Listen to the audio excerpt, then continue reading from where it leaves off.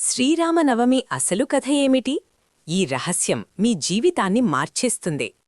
ధర్మం కోసం జన్మించిన దేవుడు, సత్యానికి ప్రతీక శ్రీరాముడు. శ్రీరామనవమి వెనుక ఉన్న అసలు కథ మీకు తెలుసా? అయోధ్యలో రాజు దశరథుడు ఉండేవాడు. అతనికొక పెద్ద బాధ. అతనికి సంతానం లేదు.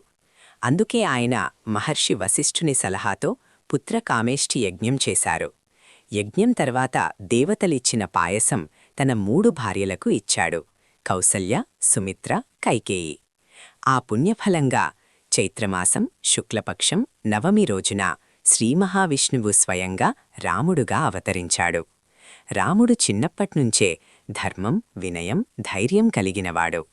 అతను గురువు వశిష్ఠుని వద్ద విద్యలు నేర్చుకున్నాడు. అన్నలతో కలిసి సంతోషంగా జీవించాడు. రాముడు జనక మహారాజు కుమార్తె సీతాదేవిని శివుని ధనస్సును విరిచి పెళ్లి చేసుకున్నాడు. ఈ సంఘటన కూడా శ్రీరామనవమి రోజునే జరిగినట్లు భావిస్తారు. శ్రీరామనవమి రోజు రాముడి జన్మను మాత్రమే కాదు, ధర్మం, నిజాయితీ, కర్తవ్యాన్ని గుర్తు చేసుకునే రోజు. మన జీవితంలో కూడా రాముడిలాంటి సత్యం, సహనం ఉంటే ఏ సమస్యనైనా జయించగలం. రాముడి పేరు ఒక్కసారి జపిస్తే మనసుకు శాంతి, జీవితానికి దారి. జై శ్రీరామ్.